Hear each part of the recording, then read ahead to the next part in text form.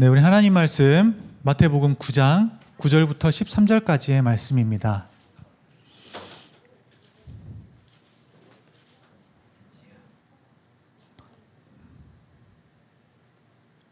하나님 말씀 마태복음 9장 9절부터 13절까지의 말씀, 짧은 말씀 우리 함께 한 목소리로 읽겠습니다. 예수께서 그곳을 떠나 지나가시다가 마테라 하는 사람이 세간에 앉아 있는 것을 보시고 이르시되 나를 따르라 하시니 일어나 따르니라.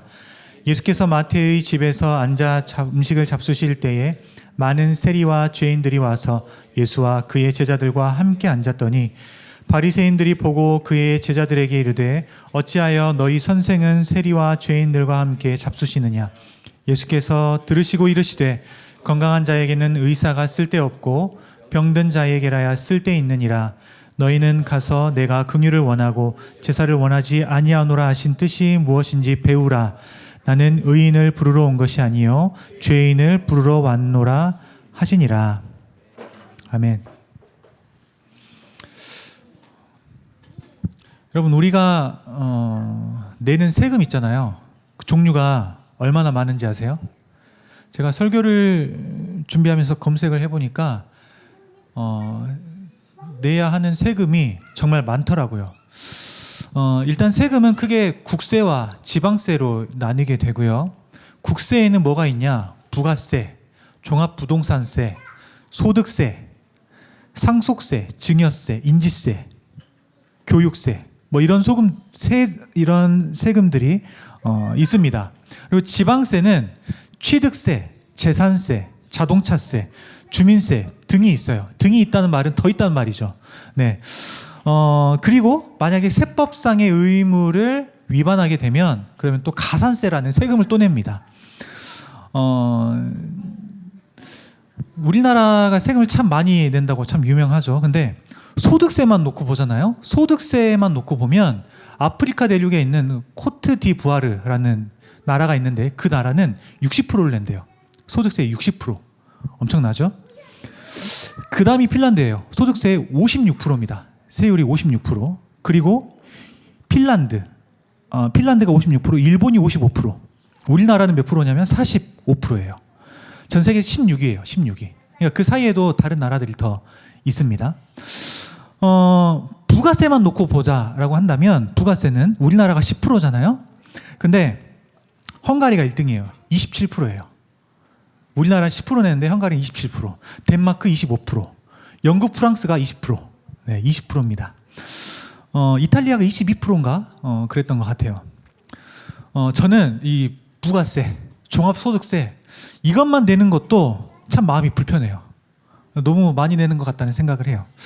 근데 그 소득세의 60%를 내는 코트디부아르라는 나라, 그리고 부가세의 27%를 내는 헝가리, 뭐 이런 나라들 세금 낼 때 오죽할까라는 그런 생각을 좀 해보게 되더라고요. 물론 세금을 내야 하는 것은 민주주의 사회를 살아가는 사람들에게 있어서 권리이자 의무죠. 세금을 내야만 국가가 국민에게 제공하는 서비스, 공공복지 이런 것들이 마련되고, 그렇기 때문에 세금을 내는 것은 권리이고 의무이긴 하지만 세금을 낼 때면 아깝다라고 하는 생각은 버릴 수가 없는 것 같아요. 오늘 본문에 등장하는 한 인물이 있어요. 마태라고 하는 인물인데 누가복음에 보면 레위라고 하는데 똑같은 동일 인물입니다. 마태라고 하는 이름은 헬라식 이름이고 레위라고 하는 이름은 히브리식 이름이에요. 9절에 보면 예수님이 길을 가시다가 마태가 세관에 앉아 있는 것을 보셨다라고 합니다. 세관이 뭐냐면 세리들이 세금을 거두기 위해서 앉아서 일하는 장소입니다. 그러니까 건물이에요. 건물이 세관인데 이 세관에 앉아서 일하는 마태를 보았다. 그러니까 마태는 누구냐면 세리인 거죠. 세금을 거두는 세리였다는 겁니다. 예수님 당시에 유대인들이 로마의 지배하에 있었잖아요.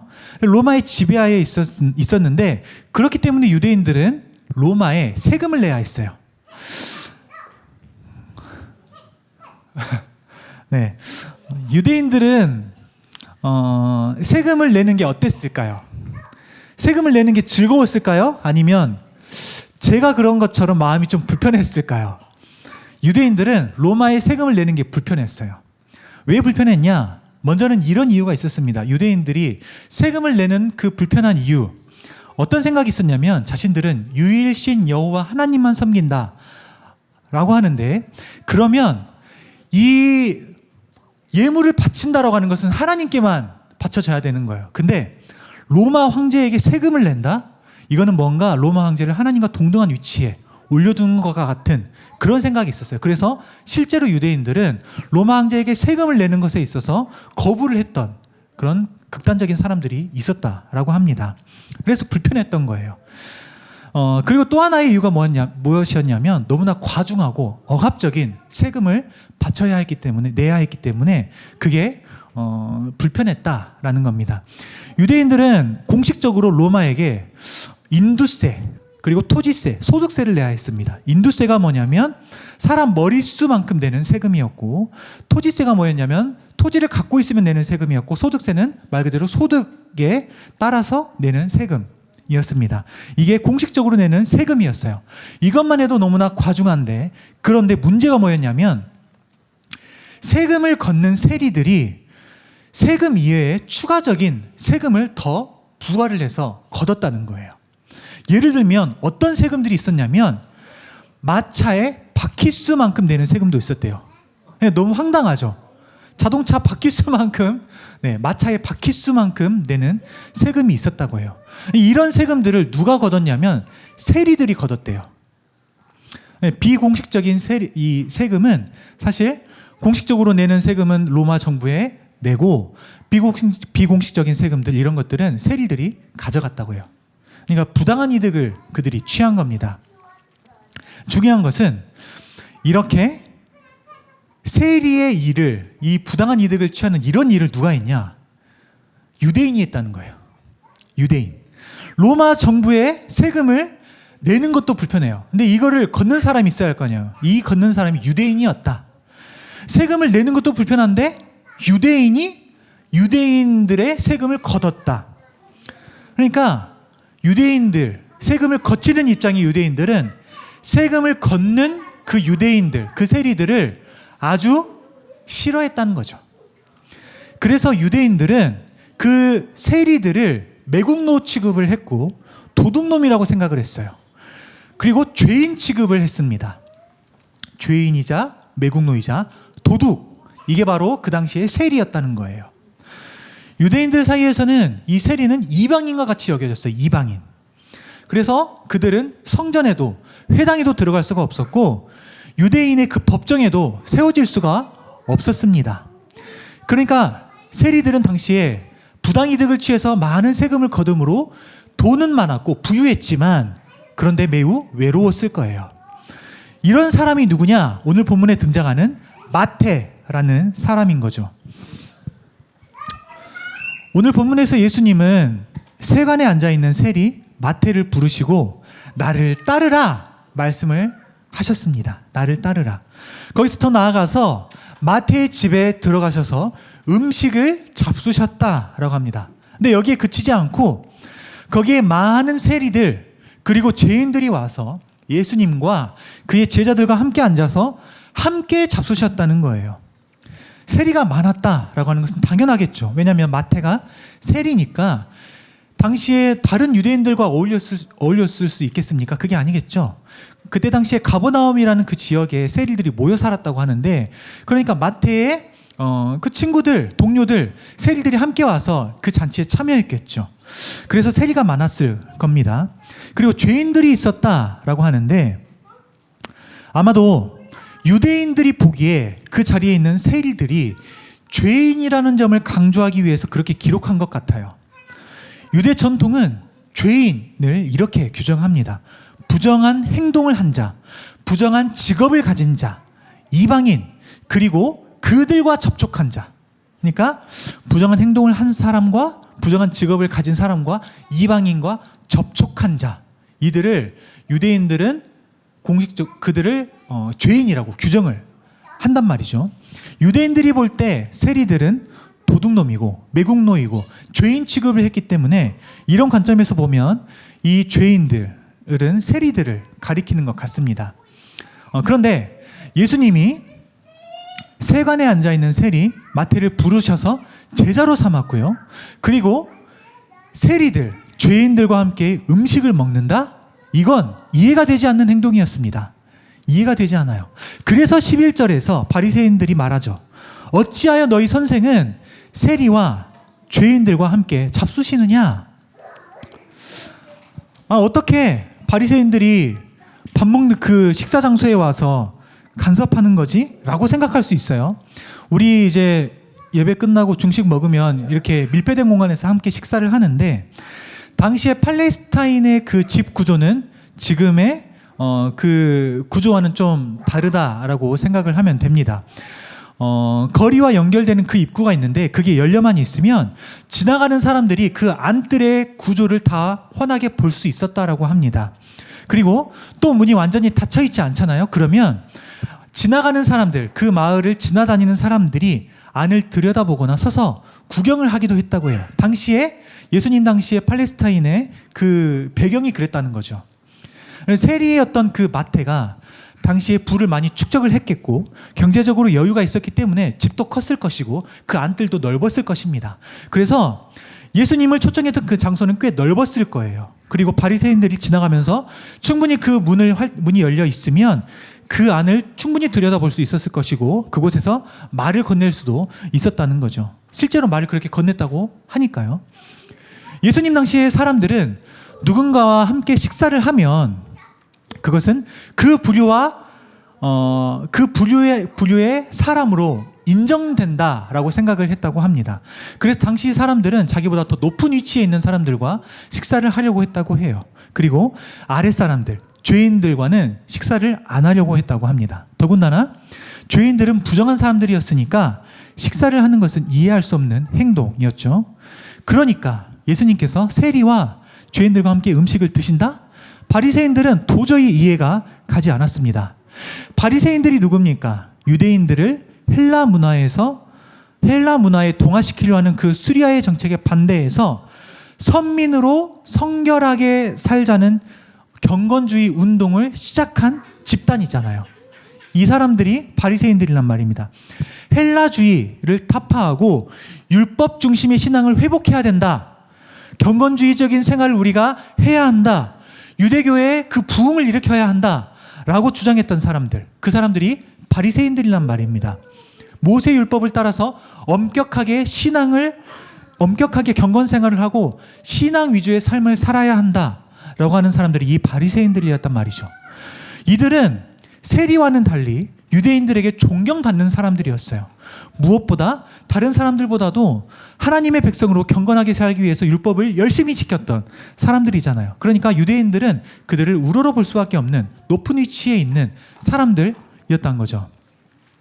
그럴 것도 없는데 일반적으로 성도님들이 목사님들을 생각할 때 경건할 것 같고 거룩할 것 같고 그렇게 생각하는 것보다 오히려 더 높게 하나님과 가까이 있는 것처럼 생각하는 사람들이 바리새인들이었다. 그들이 볼 때 죄인으로 취급받던 세리들과 함께 식사를 하는 예수님이 이해가 되지 않았습니다. 예수님이 행하시는 사역들과 행적들을 볼 때 분명히 메시아의 모습과는 차이가 있었어요. 메시아는 저러면 안 될 것 같은데 이 예수님이라고 하는 사람은 죄인들과 함께 식사를 하다니, 그러니까 이해가 안 됐던 거죠.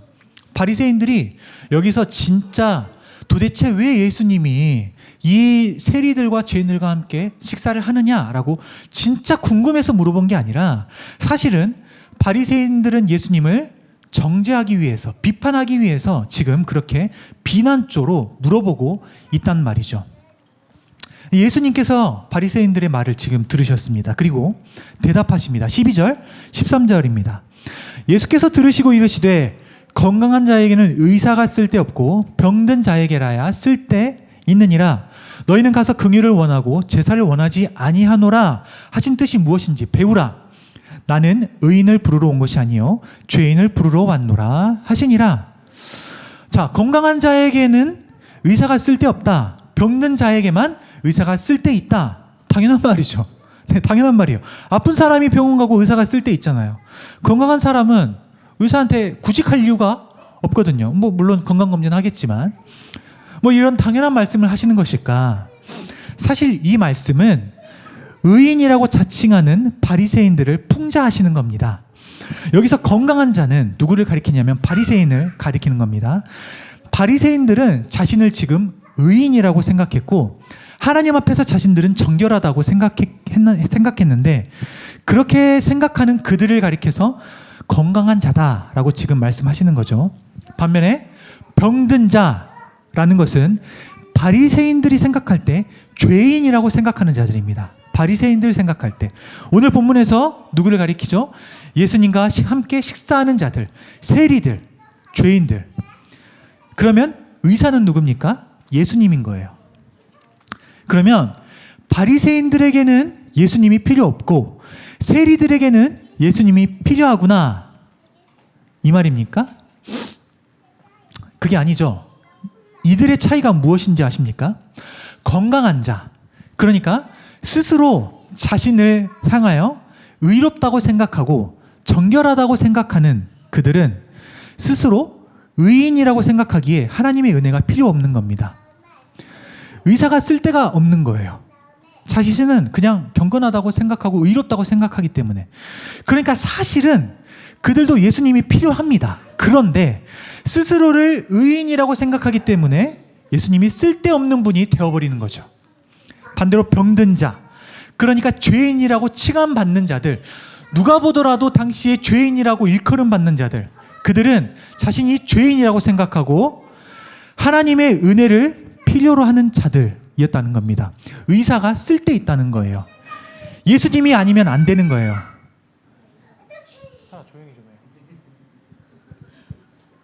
예수님이 아니면 안 되는 겁니다. 예수님이 꼭 필요한 거예요. 그리고 예수님이 이어서 호세아서 6장 6절 말씀을 인용하시거든요. 너희는 가서 긍휼을 원하고 제사를 원하지 아니하노라 하신 뜻이 무엇인지 배우라. 호세아서의 이 말씀은 종교적인 규례 자체를 거부하는 것이 아니라 종교적인 규례들에만 집착하여 정작 하나님이 원하시는 긍휼을 잃어버린 자들을 경고하는 말씀입니다. 바꿔 말하면 예수님은 제사, 즉 율법적인 의식보다 긍휼, 즉 율법이 지향하는 사랑을 원하신다는 말씀을 지금 하고 계시는 거예요. 당시 바리새인들은 매우 형식적이었고 정교적으로 보여지는 모습이 가장 중요했습니다. 그러면서 정말 하나님의 은혜가 필요한 자들, 그들에게는 긍휼이 없었어요. 진짜 하나님의 은혜가 필요한 그 죄인들을 사랑하는 그 긍휼의 마음이 전혀 그들에게는 없었다는 거죠. 그들에게 필요한 것은 예수님이 아니었습니다. 그들에게 필요한 것은 경건한 종교적 규례였단 말입니다. 그렇게 자신들은 누가 보더라도 의로운 자들이 되었다라고 생각을 했습니다. 그래서 예수님이 이어서 말씀하세요. 나는 의인을 부르러 온 것이 아니요 죄인을 부르러 왔노라. 예수님께서 죄인들과 함께 음식을 드시며 교제하시는 것은 너무나 당연한 사역이었어요. 여러분, 예수님은 의인을 부르러 오지 않으셨다고 말씀합니다. 내가 의롭다고 생각하는 바리새인들을 위해서 이 땅에 온 것이 아니라 내가 의롭지 못하다고 생각하는 죄인들을 위해서 이 땅에 오셨다는 거예요. 내가 죄인이라고 고백하는 자들, 그들을 위해서 이 땅에 오셨다는 거예요. 나는 의로워, 나는 하나님 앞에서 경건해, 나는 하나님 앞에서 흠잡을 것이 없어 라는 자들을 위해서 이 땅에 오신 것이 아니란 겁니다. 여러분, 우리가 하나님 앞에서 얼마나 죄인입니까? 그래서 하나님 앞으로 나아가지 못하는 거죠. 그렇죠? 이 말이 맞습니까? 아니죠. 오늘 본문은 죄인이라고 생각하는 그들을 위해서 예수님께서 오셨다 이렇게 말씀하고 있는 거예요. 죄인을 부르러 왔노라. 의인을 부르러 왔노라가 아니라 죄인을 부르러 왔노라. 예수님께서 이 땅에 오신 이유, 죽으러 오셨습니다. 누구를 위해 죽으러 오셨습니까? 죄인을 위해 죽으러 오셨단 말입니다. 그러니까 예수님이 이 땅에 오신 것은 너무나 죄인된 우리를 위해서 오셨다는 거예요. 저와 여러분, 죄인된 우리를 위해서 우리를 부르러 오셨다 말씀합니다.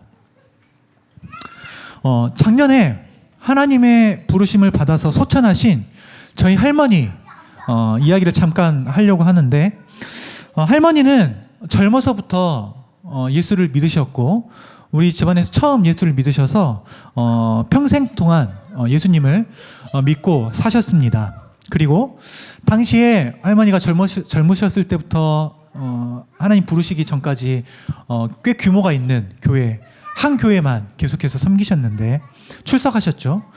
교회의 그 모든 예배, 새벽기도, 수요예배 뭐 등등, 기도회 등등 늘 열심히셨어요.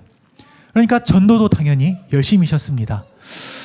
아마 전도해 보신 분들은 알 거예요. 전도가 얼마나 어려운지 알 겁니다. 할머니가 누구를 전도했냐면 밤을 새도록 일한 창녀를 전도하신 거예요. 새벽에. 당시 교회에 그렇게 멀지 않은 곳에 창녀촌이 있었고 그 창녀촌에서 밤새도록 일한 그 창녀를 전도해서 교회로 데려가신 거예요. 대단하다고 생각을 해요. 저도 들었는데 그랬다고 하더라고요. 교회가 꽤 컸어요. 그래서 자리도 상당히 많았겠죠. 자리가 상당히 많았는데 그 여자 손을 이끌고 붙잡고 제일 앞자리로 가서 앉혔대요. 제일 앞자리로 가서 앉혔는데 요즘도 그런 교회가 있거든요. 그 교회 앞자리에 뭐 테이블에 이름이 써져 있어요. 무슨 석. 근데 거기에 장로석이었던 거예요. 장로님들이 앉는 자리였어요. 그래서 장로님들의 자리로 데리고 와서 제일 앞자리에서 그 사람을 앉힌 거예요. 근데 그 교회 장로님이 할머니에게 오셔서 꾸중을 하셨대요. 아니 어디 이런 사람을 데리고 와서, 행색도 좀 이상했을 거 아니에요. 아니 어디 이런 사람을 데리고 와서 앞자리에 앉히느냐고. 그것도 장로님들 앉는 자리에 지금 앉히느냐고. 목사님이 아니라 장로님이 그런 말을 했대요. 근데 저희 할머니가 지지 않으셨어요. 이렇게 말씀하셨대요. 아니 지금 제일 은혜가 필요한 사람이 이 사람인데 앞자리에 앉아서 은혜를 구해야 할 사람이 이 사람이 아니냐라는 말을 하셨대요. 그리고 그 사람을 자리에 앉히셨다고 합니다. 어떻게 그 장로님이 그런 말씀을 하실 수 있을까? 저는 이해가 가지 않습니다. 오늘 본문에 등장하는 바리새인과 아주 닮은 것 같아요.